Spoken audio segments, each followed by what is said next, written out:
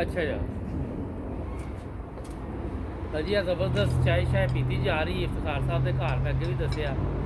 ਤੇ ਅਗਰ ਤੁਸੀਂ ਵੀ ਨਾਈਨ ਬ੍ਰਦਰਸ ਟੀਵੀ ਨੂੰ ਦਾਵਤ ਦਿਓ ਕਿ ਅਸੀਂ ਤੁਹਾਡੇ ਵੱਲ ਵੀ ਆਵਾਂਗੇ, ਪਰ ਅਸੀਂ ਖਾਂਦੇ ਪੀਂਦੇ ਬਹੁਤ ਘੱਟ ਆ, ਕਿਉਂਕਿ ਮੈਂ ਵਾਕ ਕਰਨੀ ਪੈਂਦੀ, ਦੌੜ ਲਾਣੀ ਪੈਂਦੀ, ਉਹ ਹੁਣ ਦੌੜਿਆ ਵੀ ਨਹੀਂ ਜਾਂਦਾ ਫਿਟ ਰੱਖਣ ਲਈ। ਅੱਛਾ, ਗੱਲ ਹੈ ਜੀ ਕਿ ਹੋ ਰਹੀ ਸੀ ਗੱਲ ਕਿ ਦੋਨੋਂ ਮੁਲਕ ਜਿਹੜੇ ਇੰਡੀਆ ਤੇ ਪਾਕਿਸਤਾਨ ਨਾ ਲੜਨ ਦੀ ਪੋਜੀਸ਼ਨ 'ਚ ਨਹੀਂ ਹੈ, ਬਿਲਕੁਲ ਸਹੀ ਗੱਲ ਕਿਉਂਕਿ ਪਾਕਿਸਤਾਨ ਨਾਲੋਂ ਜ਼ਿਆਦਾ ਗੁਰਬਤ ਹਿੰਦੁਸਤਾਨ ਦੇ ਵਿੱਚ, ਜੀ। ਔਰ ਇਹਨਾਂ ਨੇ ਕਦੀ ਆਵਾਮ ਵੱਲ ਤਵੱਜੋ ਨਹੀਂ ਦਿੱਤੀ, ਇਹਨਾਂ ਨੇ ਅਸਲੇ ਦੇ ਉੱਤੇ ਜ਼ੋਰ ਦੇ ਛੜਿਆ। ਬਿਲਕੁਲ ਹਾਂਜੀ, ਆਵਾਮ ਦੀ ਫਲੋ ਬਹਿਬੂਦ ਵਾਸਤੇ ਕੋਈ ਨਹੀਂ ਉਹਨੇ ਕੀਤਾ, ਕੁਝ ਕੁਛ ਨਹੀਂ ਕੀਤਾ। ਨਹੀਂ ਕੀਤਾ। ਇੰਡੀਆ ਦੇ ਜਿਹੜੇ ਹਸਪੀਟਲ ਨੇ ਉਹ ਤੋਂ ਵੀ ਰਿਪੋਰਟ ਆ ਰਹੀ ਕਿ ਡਾਕਟਰ ਉਹ ਲੋਕੀ ਮਰੀਜ਼ ਜਿਹੜੇ ਕਾਫੀ ਪਰੇਸ਼ਾਨੀ 'ਚ ਨੇ। ਹਾਂਜੀ ਹਾਂਜੀ, ਬਹਰਾਲ ਉਮੀਦ ਤੇ ਹੈ ਕਦੀ ਜ਼ਿੰਦਗੀ 'ਚ ਇਹਨਾਂ ਦੇ ਵੀ ਠੀਕ ਹੋ ਜਾਣਗੇ ਮਾਮਲਾ। इंशाल्लाह अल्लाह करे जी, दोनों हमसाए ने दोनों ਨੂੰ समझ बूझ अल्लाह ताला अता करे, ਬਿਲਕੁਲ अकल नाल काम लैन, खास तौर पे हिंदुस्तान बिल्कुल। सोच समझ के ये चीज़ का फैसला करे। अगर उन्हें कर भी लिया तो अगर जंग मुसलत करना चाहता तो फिर वो नुकसान बड़ा। ਲੇਕਿਨ ਨਹੀਂ ਉਹਨੇ ਕਿਉਂਕਿ ਉਹ ਮੈਂ ਸੁਣਿਆ ਕਿ ਉਹ ਸਿੱਖ ਵੀ ਆਪਣੀ ਉਹ ਬਣਾ ਰਹੇ ਨੇ ਇਲਾਦਾ ਮੁਲਕ ਦਾ, ਉਹਨਾਂ ਨੇ ਵੀ ਸ਼ੁਰੂ ਕਰ ਦਿੱਤਾ। ਉਹ ਤਾਂ ਬੜੀ ਦੇਰ ਤੋਂ ਲੱਗੇ ਹੋਏ ਨੇ। ਉਹ ਦੁਬਾਰਾ ਉਹ ਯਾਨੀ ਕਿ ਉਹ ਵਿੱਚੋਂ ਪੌਦੇ ਹੋ ਨਹੀਂ ਗਏ ਨਹੀਂ, ਸੀ ਉਹ ਨਾ। ਨਹੀਂ ਪੌਦੇ ਨਹੀਂ, ਐਡੀ ਛੇਤੀ ਨਹੀਂ ਉਹ ਸਿੱਖ ਜਾਂ ਕੋਈ ਵੀ ਐਡੀ ਜਲਦੀ ਨਹੀਂ ਹੈ। ਦੇਖੋ ਜਿਹੜੀ ਸਾਡੀ ਸੋਚ ਹੈ ਨਾ ਮੁਬਾਰਕ ਸਾਹਿਬ, ਸੌਰੀ ਮੈਂ ਤੁਹਾਡੀ ਗੱਲ ਕੱਟੀ, ਜੀ ਜੀ, ਫਖਾਰ ਸਾਹਿਬ, ਇਹ ਜਿਹੜੀਆਂ ਗੱਲਾਂ ਨੇ ਕਿ ਉਹ ਮੁਲਕ ਬਣਾ ਲੈਣਗੇ, ਉਹ ਰਿਆਸਤ ਆਪਣੀ ਹਾਂ। ਲੈ ਲੈਣਗੇ, ਸਟੇਟ ਬਣ ਜਾਏਗੀ, ਸਿੱਖ ਆਜ਼ਾਦ ਹੋ ਜਾਣਗੇ। ਦੇਖੋ ਅਗਰ ਇਹ ਜੰਗ ਹੁੰਦੀ ਹੈ ਨਾ ਤੇ ਕੁਝ ਵੀ ਨਹੀਂ ਬਚਣਾ। ਬਿਲਕੁਲ ਬਿਲਕੁਲ ਦੋ ਇਹ ਤਾਂ ਹੋਏਗੀ ਫਿਰ ਮਿਜ਼ਾਈਲਾਂ ਦੀ ਜੰਗ ਔਰ ਐਟਮੀ ਜੰਗ ਹੋਏਗੀ। ਬਿਲਕੁਲ ਬਿਲਕੁਲ ਔਰ ਫਿਰ ਇਹ ਬਾਅਦ ਦੀਆਂ ਗੱਲਾਂ ਨੇ ਕਿ ਕੌਣ ਬਚਦਾ ਹੈ ਤੇ ਕੀ ਬਚਦਾ ਪਿੱਛੇ, ਜੀ ਜੀ ਕਿਹੜੀ ਸਟੇਟ ਬਚਣੀ ਕਿਹੜੀ ਨਹੀਂ ਬਚਣੀ, ਜੀ ਜੀ, ਦੋਨੋਂ ਤਰਫ ਅੱਗ ਹੋਣੀ ਹੈ ਬਿਲकुल ਔਰ ਤਬਾਹੀ ਹਾਂਜੀ। ਤੇ ਤਬਾਹੀ ਤੋਂ ਬਚਣਾ ਹੈ ਤੇ ਜੰਗ ਨਾ ਕਰਨ।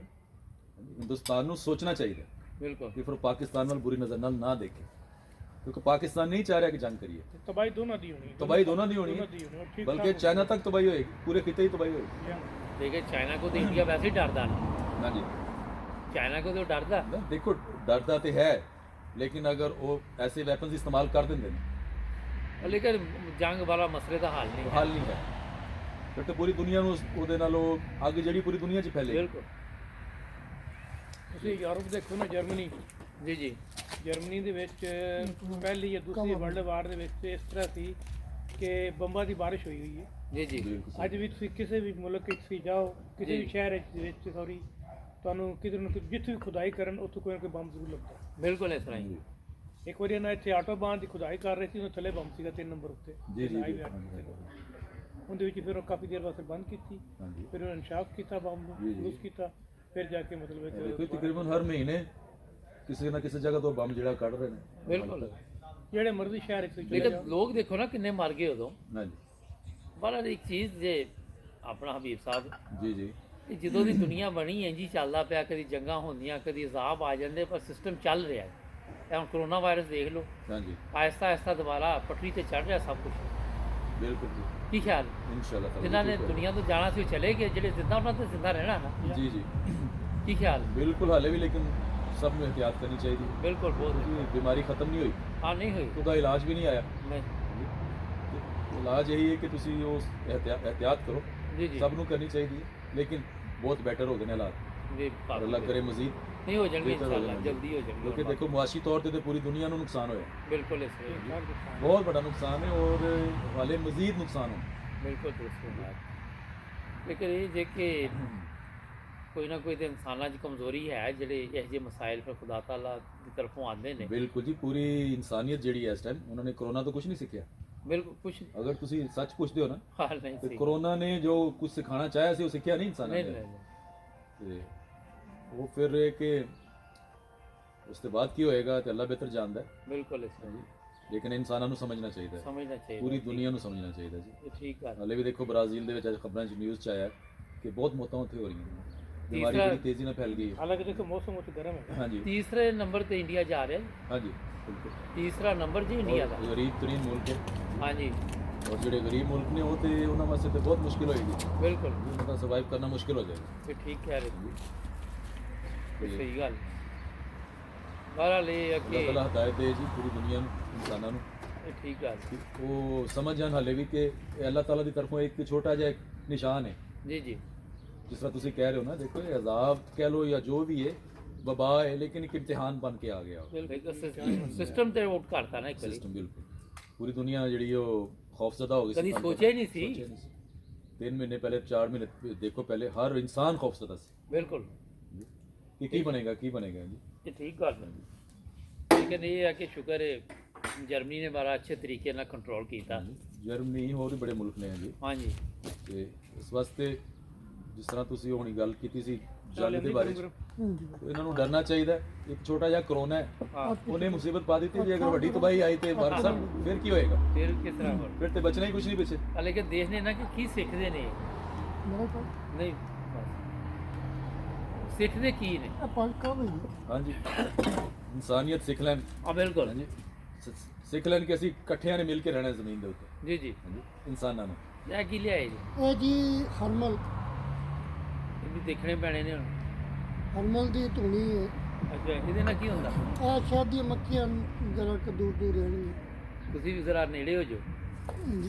ਸ਼ਾਇਦ ਦੀਆਂ ਮੱਖੀਆਂ ਦੂਰ ਹੋ ਜਾਣ ਮਿੱਠਾ ਮਿੱਠਾ ਲਾਇਆ ਨੇ ਨਾ ਪਿਆ ਹਰਮਲ ਇਹ ਕਹਿੰਦੇ ਨੇ ਹਰਮਲ ਜਿਹੜਾ ਨਾ ਹਾਂਜੀ ਇਹ ਬਹੁਤ ਅੱਛੇ ਘਰ ਦੇ ਵਿੱਚ ਤੁਸੀਂ ਅਗਰ ਇਹਦੀ ਦਿਓਗੇ ਨਾ ਧੂਣੀ ਇਹਦਾ ਤੇ ਇਹ ਬਹੁਤ ਜਰਾਸੀਮਾਂ ਨੂੰ ਨਾ ਇਹ ਮਾਰਦਾ। ਹਾਂਜੀ ਇਹ ਤੁਸੀਂ ਪਿੱਛੇ ਅੱਗ ਲਗਾਈ ਹੋਈ ਹੈ?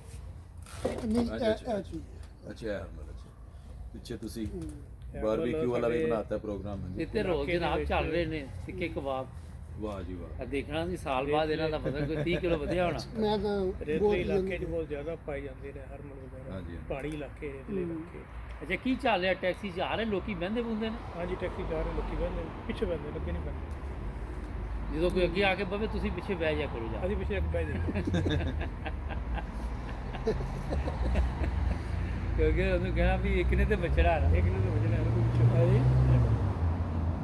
ਲੇਕਿਨ ਹੁਣ ਇੱਥੇ ਨਾ ਮੈਂ ਦੇਖਿਆ ਕਿ ਬਹੁਤ ਹੀ ਫ੍ਰੀ ਹੋ ਰਹੇ ਨੇ ਜੀ ਜੀ ਕਿ ਹੁਣ ਇੰਨਾ ਨਹੀਂ ਉਹ ਸੀਰੀਅਸ ਨਹੀਂ, ਲੈ ਰਹੇ ਕਿਉਂਕਿ ਮੈਂ 2-3 ਵਾਰੀ ਬਾਜ਼ਾਰ ਗਿਆ ਨਾ ਤੇ ਦੇਖਿਆ ਰੈਸਟੋਰੈਂਟ ਜਿੰਨੇ ਬੈਠੇ ਸੀ ਨਾ ਹਾਂਜੀ। ਕਿਸੇ ਨੇ ਮਾਸਕ ਨਹੀਂ ਪਾਇਆ ਹੋਇਆ ਸੀ ਔਰ ਐਸੇ ਗੱਪਾਂ ਛੱਪਾਂ ਲਾ ਰਹੇ ਨੇ। ਔਰ ਇਹੀ ਗਲਤੀ ਹੈ ਨਾ ਸਭ ਤੋਂ ਵੱਡੀ ਕਿਉਂ ਜੀ ਬਿਲਕੁਲ ਜੀ, ਹਾਲੇ ਵੀ ਸਾਨੂੰ ਸਭ ਨੂੰ ਆਹੋ। ਇhtiyat ਕਰਨੀ ਉਦੋਂ ਚਾਹੀਦੀ ਹੀ ਮੁਸੀਬਤ ਪੈਂਦੀ ਜਦੋਂ ਬੰਦਾ ਕਹਿੰਦਾ ਨਾ ਕਿ ਹੁਣ ਟਲ ਗਈ ਜੀ ਜੀ। ਤੇ ਮਾਸਕ ਯੂਜ਼ ਕੀਤਾ ਤੇ ਕਰਨਾ ਚਾਹੀਦਾ ਸਾਨੂੰ ਇਸ ਚੀਜ਼ ਤੇ ਨਾ ਯਾਦ ਕਰਨੀ ਚਾਹੀਦੀ ਇhtiyat ਜ਼ਰੂਰ ਕਰਨੀ ਚਾਹੀਦੀ ਮਾਸਕ ਦੇ ਬਾਰੇ। ਪਾਉਣਾ ਚਾਹੀਦਾ ਸਾਨੂੰ ਮਾਸਕ। ਬਿਲਕੁਲ